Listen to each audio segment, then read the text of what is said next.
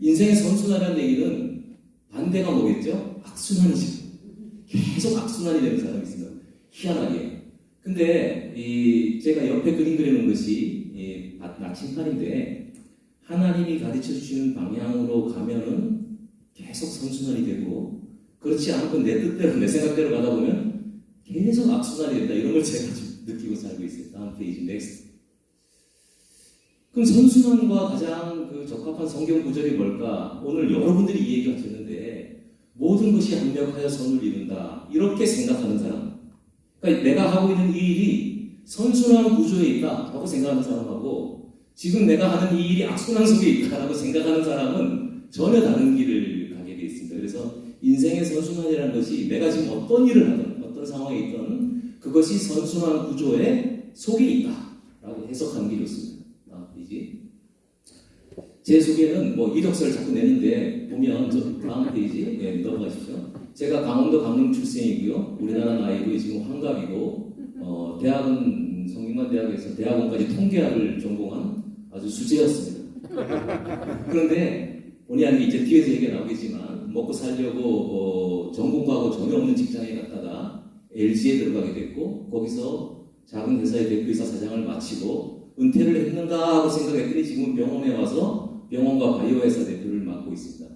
그리고 국가의 정책을 수립하는 국가정보전략위원회 멤버이기도 하고요. 여러 가지 NGO 활동도 하고 선교 활동, 장학재단 활동 이 직업이 한 10대 개 되는 이런 직업이 10대 개면 되게 사기꾼이라든가 아니면 되게 훌륭하든가 그렇게 하는데요. 저는 훌륭한 편에 속합니다. 넥스트. 오늘 제가 이런 주제로 얘기를 하게 되는데요. 넥스트. 해석과 반응이라는 주제로 한번 얘기를 해보겠습니다. 어떻게 해석하느냐에 따라서 반응이 절대 나타납니다. 여기 오신 분들은 코로나 시대에 토크 콘서트? 이게 무슨 소리야? 하면 여기 안 오셨을 거고 이거 한번 가서 내가 한번 들어야겠다. 한 분은 여기 나타나신 거예요 지금. 그러니까 어떻게 해석하느냐가 반응을 가져옵니다. 이게 굉장히 중요합니다. 넥스트. 이 그림은 제가 2015년도에 LG에서 은퇴를 했어요. 이제 앞으로 어떻게 살지? 할 때 저녁에 서해안, 태안에 있는 바닷가에 가서 사진을 찍었어요. 그 다음날 이 사진을 제가 보고 굉장히 놀랐습니다. 이 사진을 갖고 제가 해석을 한 거죠. 제일 오른쪽이 저예요. 근데 내가 저렇게 높이 떴다는 거야? 이거로도 놀랐고요. 두 번째는 저녁 시간에도 이렇게 사진이 아름답게 나오는구나. 이걸 느끼고 내 인생의 후반전이 더 짬뽕할 수 있겠다. 더 아름다울 수 있겠다. 이렇게 해석을 제가 한 거예요. 제 생각이니까. 다음 페이지 넥스트. 이거는 히말라야에 갔었습니다. 제가 트레킹을 한 달간. 그 사진을 찍은 거예요. 이게 아침 6시 되기 전에 해가 뜰 때 히말라야가 이렇게 아름답습니다. 근데 딱 10분 지나고 나면 그냥 설산이 돼버려요. 흰산. 그냥 눈도 덮여있고 높은 산 8,000m가 넘잖아요. 해발 6,000m, 8,000m 이렇잖아요. 이 산을 보면서 제가 어떤 생각을 해석했냐면 높은 게 중요한 게 아니라 백색인 게 중요한 게 아니라 태양의 빛을 반사할 때가 아름답구나. 이걸 가지고 해석을 하고 나면 우리가 예수 그리스도의 빛을 나를 통해서 반사시킬 때 내 삶이 아름답겠구나. 제가 이렇게 해석을 잘해요. 해석을 잘해야 반응이 좋습니다. 그래서 제 인생의 후반전이 바뀐 거예요. 제가 나이가 환갑에 여기 와서 지금 마이크 잡고 CEO들하고 빵 사고 다니고 회사 병원하고 왜 이렇게 살겠어요? 전원주택에서 유기농 농사하면서 맛있게 도란도란 살지 왜 이러고 다니겠습니까? 그죠? 주일까지. 근데 이런 해석을 하고 나니까 예수 그리스도의 빛을 반사하는 게 뭐지? 하는 이제 그런 생각을 하게 됐습니다. 넥스트. 두 청년이 있습니다. 한 청년은 제가 5년 전에 북경에 가서 북경의 유학생들을 대상으로 저렇게 특강을 했었어요. 그랬는데 넥스트. 한 청년이 5년이 지나고 찾아왔어요. 그때 5년 전에 제 특강을 들었는데 한국에 돌아와서 꼭 찾아뵙고 싶었습니다 하고 찾아왔어요. 제가 저 청년을 채용해서 우리 병원의 연구원으로 지금 쓰고 있습니다. 오른쪽? 제가 군부대에 가서도 이렇게 특강을 했어요. 했는데 3년 후에 한 청년이 찾아왔습니다. 저 청년이 제 얘기 듣고 창업해야겠다고 군부대 하사관을 때려치고 나와가지고 창업을 했어요. 근데 나보고 책임지라는 거예요. 제가 저 친구를 데리고 지금 멘토링을 하고 있습니다. 책임지라니까 어떻게 저 믿고 나왔다는데 이런 자리에서 들은 사람들의 반응도 이것을 굉장히 자기 인생의 중요한 계기로 해석하는 사람은 저를 찾아오고 그냥 뭐 저 사람은 저런가 보다 하는 사람은 저하고 인연이 없는 거예요. 이 해석이 사람의 운명을 바꿉니다. 넥스트. 나는 누구인가? 이 문제 가지고 제가 제 해석을 하겠습니다. 저는 너 누구야? 이러면 보통 목사님 누구세요? 하면 나는 목사야. 이렇게 얘기해요. 또 어떤 사람은 누구세요? 하면 이름을 얘기해요. 나 최종훈이야. 이렇게 얘기해요. 근데 저는 너 누구야? 하면 뭐라고 얘기하냐면 다음 페이지. 나 명품족이야. 그러니까 사람들이 기분 나쁘게 봐요. 너 명품족이야? 왜? 너가 왜 명품이야? 보니까 옷도 좋은 것도 아니고 제가 명품 갖고 있는 건 하나도 없어요. 넥스트. 우리 와이프하고 결혼 35주년 기념일이 올해 있었어요. 그래서 제가 와이프하고 호텔에 가서 이벤트를 하려 했어요. 근데 와이프가 파리 크라상에 가서 파스타를 먹고 그 돈 가지고 불쌍한 사람들도 없잖아요. 이렇게 해서 제가 파리 바게트 가서 지금 밥 먹는 그림이 봤어요. 그래서 제가 그랬어요. 당신 명품이야.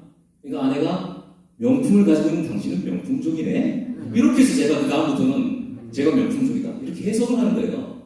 여러분, 광양교회를 다니는 여러분들 우리 교회가 명품이다 하면 여러분은 명품족이고 우리 교회가 형편없는 교회다 하면 여러분들이 형편없는 사람이 되는 거예요. 우리나라가 형편없다 생각하면 여러분들이 형편없는 거고 우리나라가 명품이다 하면 명품족이 되는 거예요. 내가 그 사람 거기 소속돼 있기 때문에 그죠? 그러니까 내가 가지고 있는 것이 소중하고 명품이다라고 생각하는 사람은 명품족이 되는 거고 아닌 사람은 아닌 거예요. 해석이 인생을 바꿉니다. 다음 페이지. 너 누구야? 하면 나는 우리나라 사람들한테는 최종원입니다. 이렇게. 또 외국 사람들한테는 최종원이라는 말 못 알아듣니까 JWC라고 종원최 이렇게 얘기해요. 최종원은 아버지가 지어줬는데 제가 이 해석을 바꿨습니다. 다음 페이지. 네, 최종적으로 하나님이 원하는 최종원 이렇게 제가 바꿔버렸어요. 해석을 내가 그렇게 했어요. 그걸 해석을 하고 나니까 하나님이 최종적으로 원하는 삶이 뭐지? 그렇게 살아야겠다. 이게 인생의 목적이 된 거죠. 영문은 더 멋있어요. Jesus Wonderful Counselor. 저렇게 얘기하니까 예수님을 닮은 지혜로운 카운셀러가 되겠다. 이게 제 인생의 비전이에요. 제가 해석을 내린 거죠. 뭐 부모님이 저렇게 생각하고 지어주셨겠어요, 그죠? 해석이 중요하다. 그래야 내 삶이 저렇게 바뀐다. 이 얘기를 제가 하고 싶은 거예요. 다음 페이지. 제가 회사의 사장이 됐어요. 제가 임원 때 꿈은 사장이었어요. 근데 제가 생각했어요. 어떤 CEO가 되지? 그러니까 사장이 되는 게 중요한 게 아니잖아요. 어떤 사장이 되지? 했때 제가 앞에 붙인 게 코칭이라는 걸 붙였어요. 왜? 내가 사장이 되면 돈 잘 버는 사장이 되는 것이 아니라 직원들의 인생을 멘토링할 수 있는 사장이 되겠다. 이렇게 결심을 했어요. 그래서 제가 데일 카네기에 가서 3년간 훈련을 받았습니다. 멘토링 훈련을. 그래서 사장이 되자마자 49살 또 사장이 빨리 됐어요. 비전 스쿨을 만들어가지고 토요일은 우리 직원들 나오게 해서 인생에 대한 토크를 했어요. 이렇게. 밥 사주고 뭐 이러면서. 그때부터 CEO 선발을 한 거죠. 오른쪽. 그래서 제가 춘천에 와서 지금 이렇게 CEO 선발을 시리즈로 하고 있습니다. 지금. 제가 제 해석을 코칭 CEO라고 붙인 다음부터 인생이 바뀐 거예요. 코칭을 해야겠다. 이렇게 바뀐 거죠. 해석을 이렇게 하니까. 다음 페이지. 인생의 선순환을 이야기하겠습니다. 넥스트. 제가 이제부터 제 인생 라이프 스토리를 좀 하겠습니다. 제가 일단 돈을 벌어야겠다고 생각했어요. 먹고 살기 위해서 부모님이 일찍 돌아가시거든요. 먹고 살려면 돈을 벌어야겠다고 생각했어요. 그리고 나서 돈을 모아서 살만하게 되니까 성공해야겠다고 생각했어요. 근데 성공을 했어요. 어느 정도. 그리고 나니까 야 이제는 좀 행복하게 살아야겠다 이렇게 생각을 했어요. 근데 행복하게 살려고 또 하다 보니까 어느 정도 행복해졌어요. 야 행복이 전부가 아니다. 좀 가치 있게 살아보자. 이렇게 제 선순환을 돌려버렸어요. 그런데 지금은 저 네 가지를 다 같이 하고 있어요. 뭐 돈 버는 일도 하고 있고 성공하는 일도 하고 있고 행복한 일도 하고 있고 가치 있는 일도 하고 다 하는 거예요. 그게 직업이 10개가 된 거죠. 다 하려니까. 가능한 거죠. 돈을 벌려 생존하려면 돈 버는 일을 해야 하고 성공하려면 잘하는 일을 해야 돼요. 행복하려면 좋아하는 일을 해야 하고 가치 있으려면 소명적 일을 해야 돼요. 하나님이 시키시는 일을 해야지 가치가 있어지죠. 이런 것을 가지고 제가 제 인생의 라이프 이야기를 시작하겠습니다. 넥스트. 뭐 토크에도 얘기가 나오고 강의에도 얘기가 나오니까 대충 밀고 나가겠습니다. 인생 음악. 넥스트. 제가 우리 집 가족 사진입니다. 제가 맨 앞에 있는 어린아이가 저인데 워낙 일레 막내로 태어났는데 강릉에서 저때 사진을 보면 저희 집이 굉장히 부자였던 것 같아요. 사진만 보면. 근데 제 어릴 때는 부자였던 기억은 하나도 안 나고 굉장히 어렵게 살았어요. 아버지가 아팠어요. 중풍으로. 근데 막내는 저밖에 없는데 아버지가 저거 없으면 외출을 못하는 거예요. 그래서 제가 아버지 손을 잡고 밖에 나갔어요. 사람들이 저보고 지팡이라고 그러는 거예요. 제가 그때 지팡이라는 말에 아주 트라우마가 있었어요. 제가 지팡이야 하는데 내가 왜 지팡이에요? 이제 아버지의 지팡이라는 거예요. 제가 모세의 지팡이 나올 때까지는 그 열등감에 사로잡고 살았는데 나중에 성경에 보니까 지팡이가 되게 좋은 거더라고요. 근데 저는 저런 지팡이의 삶을 살았습니다. 어릴 때는.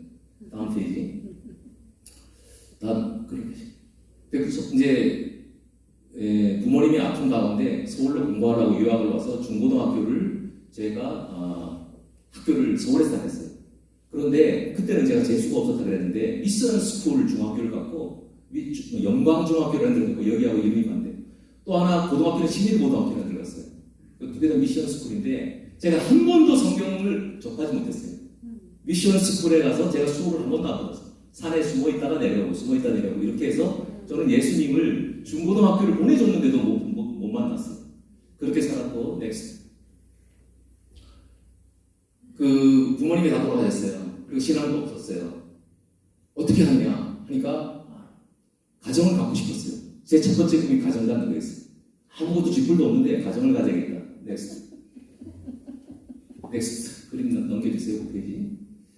그래서 제가 밑에까지 넘겨주세요. 제가 대학교 1학년 때 미팅에서 여자를 만났는데 만나자마자 이 여자랑 결혼해야겠다고 마음을 먹고요. 6년 동안 해서 공부하고 결혼을 해버렸습니다. 그냥. 근데 가서 살 데가 없어서 처갓집에 단칸방 하나 얻어서 들어갔습니다. 그리고 군대를 갔어요. 또 하나 더 돌렸어요. 그 다음에 애를 낳았어요. 애를 낳고 보니까 의료보험이 없는 거예요. 저한테. 그래서 취직을 해야겠다. 취직해야 의료보험이 나오죠. 그래서 신문을 보고 애가 3월 25일 날 태어났는데 4월 1일 날 취직을 했어요. 일주일 만에. 거기가 금성사 지금의 LG전자예요. 제가 통계학을 전공했는데 전자회사에 들어가서 냉장고 기구이 하나도 모르겠는 거예요. 들어가서 넥스트. 그래서 이제 이때부터 제가 이제 인생이 이제 변화됩니다. 이제 봉급이 나오고 나니까 이제 성공해야겠다 이런 생각을 이제 하게 되는데요. 넥스트. 성공을 하려다 보니까 어떻게 해야 하냐 생각했는데 아까 우리 앞에서 강의했는데 제가 LG전자에 들어갔는데 LG전자에 수만 명이 있는데 내가 비전공이잖아요. 여기서 성공 못하게 돼서 제가 중소기업으로 옮겨달라고 했어요. LG 그룹 내 제일 중소기업. 그러니까 저기 20명 창업하는 회사에다 집어넣었어요. 저를. 그게 컴퓨터 회사였어요. 통계하고 컴퓨터는 관계가 있어서 제가 컴퓨터를 우리나라 초창기에 하게 된 거예요. 직장을 옮긴 바람에. 제가 저기서 하고 넥스트. 저기 잠깐 다니다가 나한테 맞는 직장으로 옮기려고 했는데요. 저기를 30년 다니고 사장이 되어버렸어요. 이게 무슨 운명이에요? 제가 잠깐 의료보험 받으려고 들어갔던 직장을 30년을 다니고 거기서 사장이 된 거예요. 저기 LG 마크 있잖아요. 뒤에. 제가 저런 훌륭한 사람이 됐어요. 그런데 인생 이 막에서 성공을 하고 나니까 넥스트. 성공의 이야기는 어떻게 해서 그럼 사장이 됐느냐라는데 제가 결혼을 하고 나서 성공해야겠다는 일념에 해외로 나갔다가 글로벌 얘기 있었어요. 그때는 일본으로 나갔어요. 저는 일본으로 나갔고 일본에서 가족들 다 한국에 처자식은 한국에 내려치고 5년간을 일본에서 혼자 2시간 시장에서 오는 날 일했어요. 그러면서 제가 기술도 배우고 일본 비즈니스에 대한 지식도 얻고 이런 시기에 대해서 돌아왔습니다. 한국에. 넥스트. 근데 한국에 돌아왔는데 일본에 불경기가 돼서 한국에 돌아왔는데 한국에서 제가 그동안 일본에서 5년 동안 했던 것이 다 날아간 거예요.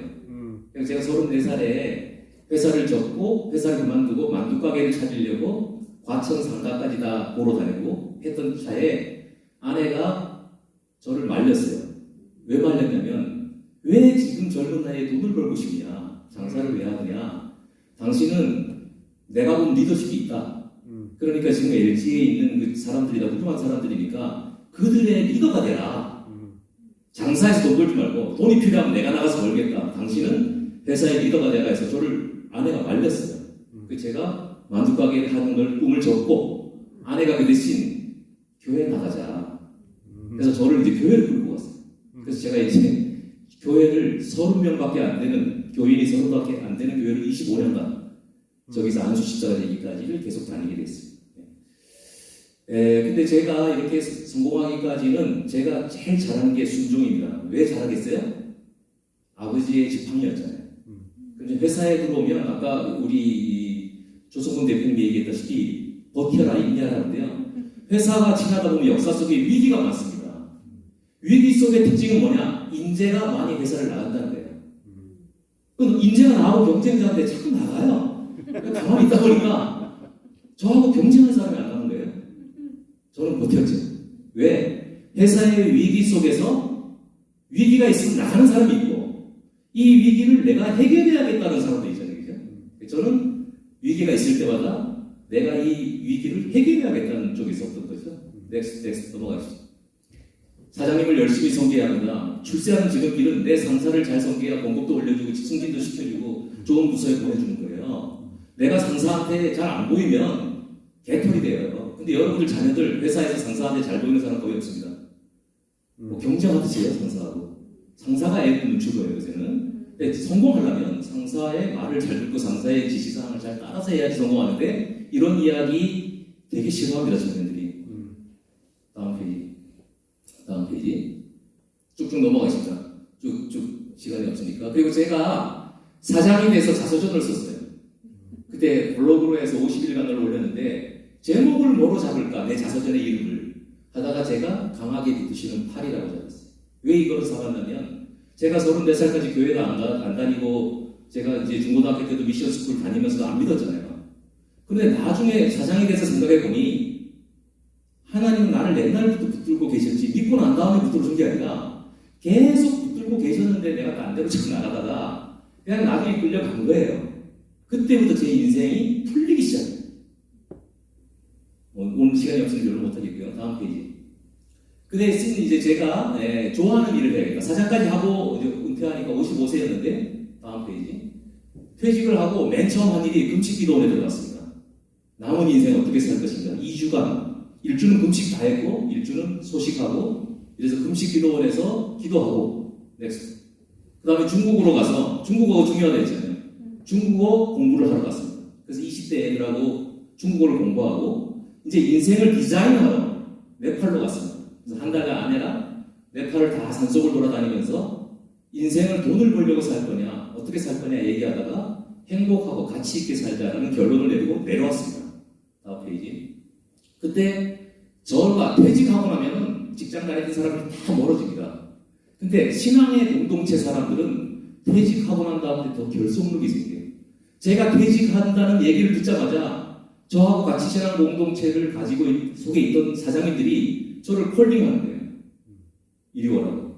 넥스트.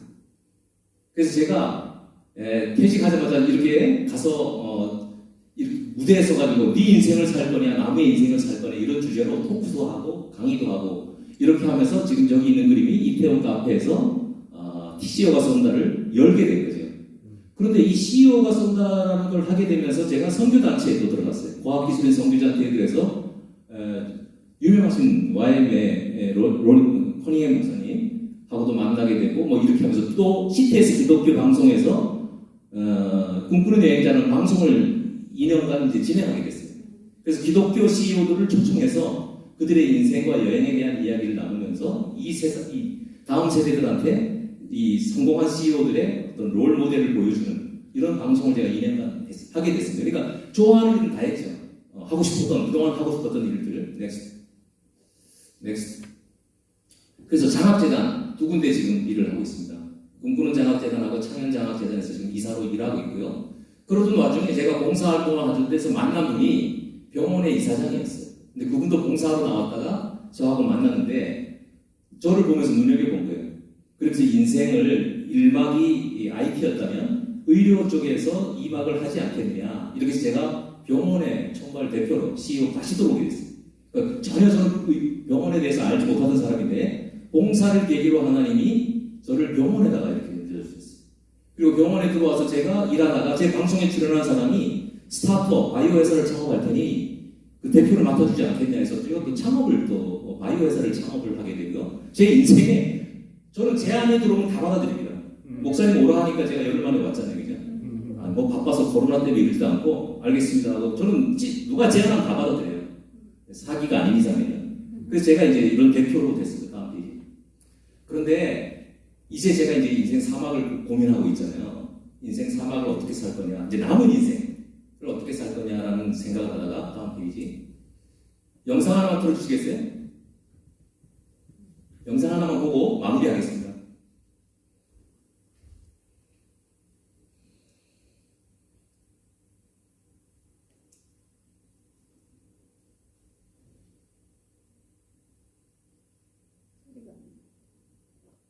소리가 안 나네요? 네팔 제2의 도시 포카라. 히말라야 산맥을 바라보며 좁은 산길을 오르다 보면 해발 1500m의 사랑꾼 마을이 있습니다. 예로부터 빈민자들이 살던 이곳에 한국의 크리스천들이 찾아왔습니다.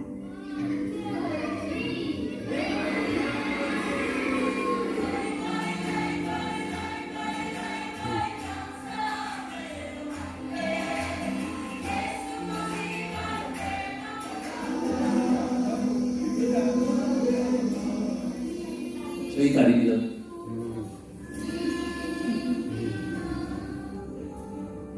이 높은 곳에 교회와 선교 요물관이 세워지고 IT 선교 센터가 만들어졌습니다. 가지고 놀 게 흑뿐이었던 아이들의 손에 악기가 들려지고 마을은 찬양 소리로 채워졌습니다. 해가 지면 어둠이 가득했던 이곳에 빛이 들어왔습니다. 태양광 전기로 만들어진 노란 전구 아래서 아이들은 책을 읽게 되었습니다. 위성방송과 인터넷이 설치되고 아이들은 한국에서 보내준 스마트 바이블과 노트북으로 찬양과 말씀을 배우며 더 넓은 세상을 경험하게 되었습니다. 네팔과 같이 전도가 금지된 이웃이 세계 곳곳에 있습니다. 이 시대에 하나님이 허락하신 IT 기술을 통해 언제 어디서나 복음을 전할 수 있게 되었습니다. FMNC는 스마트 바이블과 노트북을 보급해 IT 센터를 중심으로 복음화에 힘쓰고 있습니다. 세계 모든 사람에게 복음을, 세계 모든 그리스도인이 선교할 수 있는 IT 선교, FMNC가 섬기고 있습니다. 예, 다시 화면 띄워주세요. 예, 이 화면 제가 2년 전에 가서 찍어온 드론과 이런 기술을 통해서 제작한 이 영상인데요. 제가 하고 있는 일이 이제 이런 일입니다. 다시 파워포인트를 보면서 잠깐 정리를 마무리하겠습니다. PPT 화면 다시 올려주세요.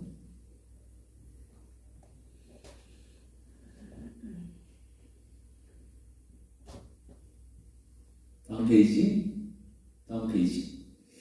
제가 하는 일이 제가 섬기고 있는 교회와 제가 섬기고 있는 과학기술인 단체와 제가 일하고 있는 크리스찬 CEO 모임과 제가 일하고 있는 병원과 또 제가 같이 서약하고 있는 장학재단이 5개 단체가 우리 가족들과 이 저속에 들어가서 아까 그 일을 2011년부터 하고 있는 겁니다.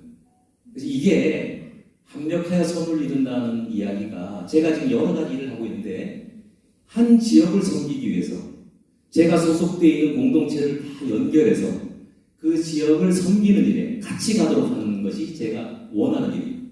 그러니까 왜 저 사람이 저렇게 많은 일을 하지? 하는 일은 한 지역, 한 사람을 섬기기 위해서 실제로는 수많은 단체가 협력해야 가능한 일이기 때문에 제가 그 단체에 가서 일을 하게 되는 겁니다. 모든 장학금도 필요하고 뭐 병원도 필요하고 IT도 필요하고 뭐 여러 가지 필요하지 않겠습니까? 그리고 오늘 오신 이 강사진 분들이 이런 사역을 학교를 짓고 정보기술센터를 짓는 이런 사역을 같이 하고 있는 분들이 오늘 이 교회에 와서 여러분들한테 특강을 하고 있는 겁니다. 넥스트. 모든 것이 합력하여 선에 대해서 제가 몇 가지 포인트, 토크 포인트만 하겠습니다. 다음 페이지.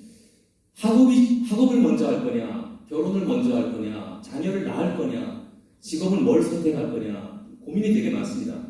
사람들은 되게 결혼도 안 하겠다는 사람도 많고 자녀 안 낳겠다는 사람도 많고 요새 되게 많아요. 그 다음에 또 안정이 돼야 결혼을 해야겠다고 생각하는 사람이 많습니다. 여기 있는 그림은 제 얘기잖아요.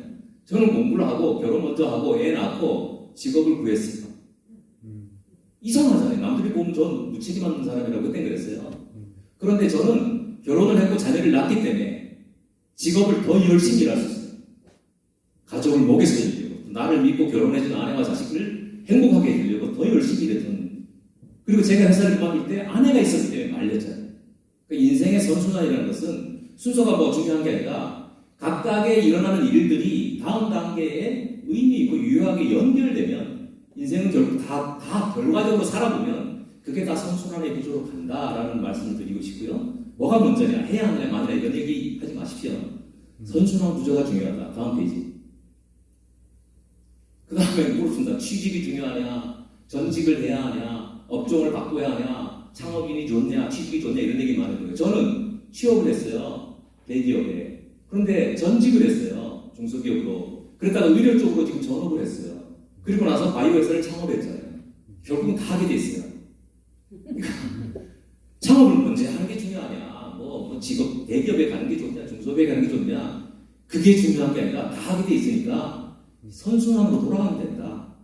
이 얘기를 하고 싶습니다. 다음 페이지. 포크 때문에 제가 이런 주제를 던지는 거예요. 이런 얘기를 물어보세요. 네, 뭐가 좋냐, 결혼해야 하냐, 말해야 하고. 다음 페이지. 그 다음에 살아갈 때 가장 중요한 역량이라는 게 있잖아요. 저 사람의 능력이 뭐냐면 이게 선순환이 돼요. 뭐 하냐면 문제에 대한 이해를 해야 돼요. 먼저 이해하기 어려워요. 문제를 이해하는 게. 이해한 다음에는 정리할 수 있는 능력을 키워야 돼요. 정리 못하는 사람 많아요. 이해는 하는데 근데 정리가 안 된 상태에서 문제 제기하면 큰 사고 납니다. 아까 뭐 있었잖아요. 얘기도. 근데 정리를 잘 해서 그거 갖고 문제를 제기해야 돼요. 근데 문제 제기만 잘하는 사람이 있어요. 해결은 안 하고. 평론가들이죠, 그죠? 남의 얘기처럼. 예리해요. 문제 제기는. 근데 해결 안 해요, 자기가. 해결해야 해요. 이것이 신입사원부터 임원이 되기까지 과정입니다. 이 과정에서 배워나가는 거예요.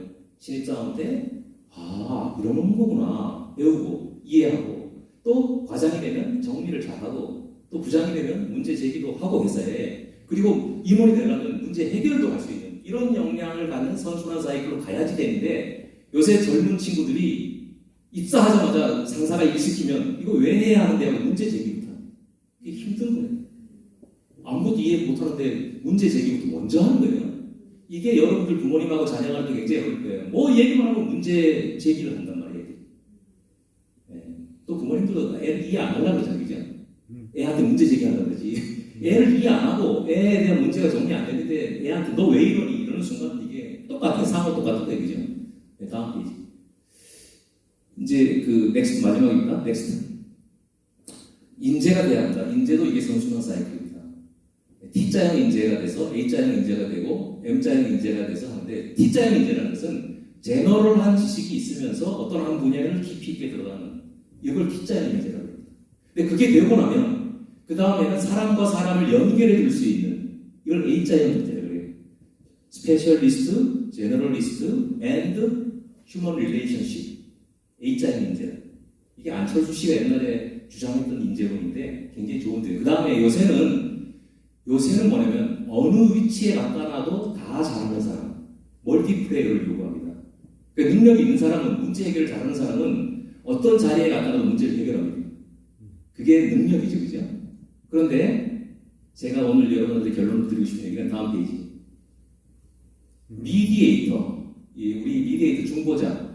예수 그리스도가 미디에이터로 이 땅에 오셨잖아요. 하나님과 인간을 연결하려고 이 땅에 오셔서 죽음으로써 구원하려고 다 하나님과 인간을 연결하려고 오신 사람이 미디에이터 예수님이잖아요. 그죠? 우리는 예수님을 롤모델로 하면 세상에 분리되어 있고 문제화되어 있고 갈등 있는 모든 사이에 들어가서 나의 가치를 통해서 피스메이킹을 하는 거예요. 또는 어떤 새로운 세계를 메이킹하는 거예요. 메이커가 되는 거죠. 내가 들어가면 가정이 화목해지고 내가 들어가면 회사가 평화롭고 내가 들어가면 우리나라가 발전하고 이럴 수 있는 사람을 저는 미디에이터라는 용어를 붙였습니다. 그래서 오늘 여러분들 CEO가 쏜다의 제목은 미디에이터를 만나다. 여기 오신 오늘의 강사들은 하나의 미디에이터로서 하나님과 여러분들을 연결해드리기 위해서 오늘 이 자리에 오신 겁니다. 제가 이 특강을 마치고요. 토크로 지금까지 나오신 분들이 쭉 나오실 테니까 그분들하고 궁금하신 사항들을 질문해 주시면은 토크로 질문에 답변하는 순서를 30분 내지 40분을 갖고 4시에 딱 마치도록